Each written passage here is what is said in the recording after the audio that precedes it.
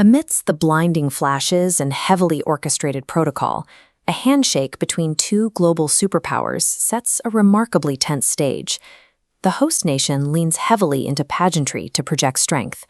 Every movement of the military musicians, every note of the national anthem, and every step taken is an exercise in strict discipline and rigid state protocol. But the most interesting detail of this summit is what we don't hear.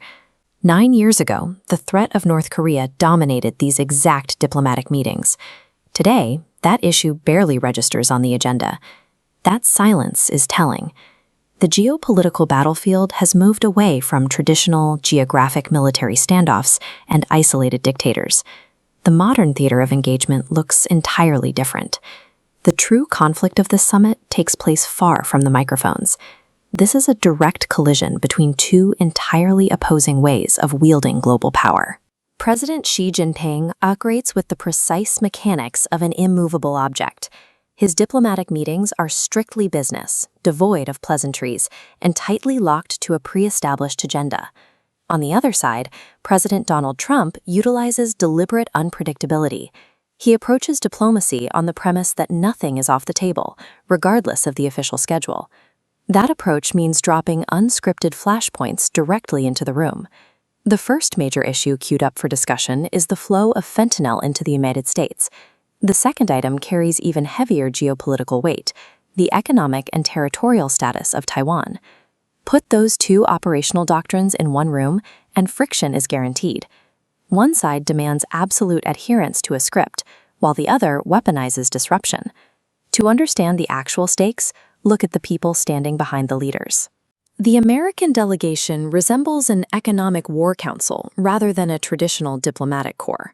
You have political heavyweights like Marco Rubio serving as the legislative and enforcement muscle. Right alongside them are the corporate titans.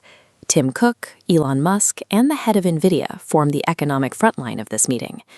These executives are present because the primary objective of this summit is protecting the assets of massive American corporations from foreign extraction. This visualization shows the central battlefield: intellectual property.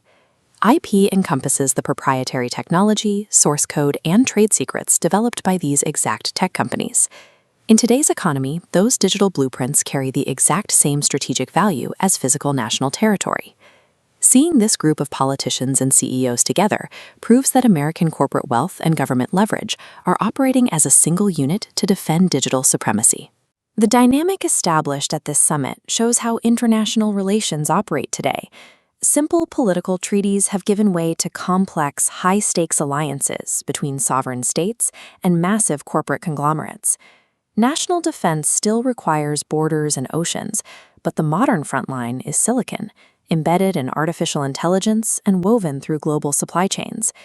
Yet, for all the militaristic pageantry and the imposing presence of industry giants, the massive underlying conflicts regarding global trade and Taiwan remain unresolved. The polite handshakes and formal statements indicate that both sides are stepping back to reposition their assets for the next inevitable clash. The real negotiations begin the moment the cameras turn off.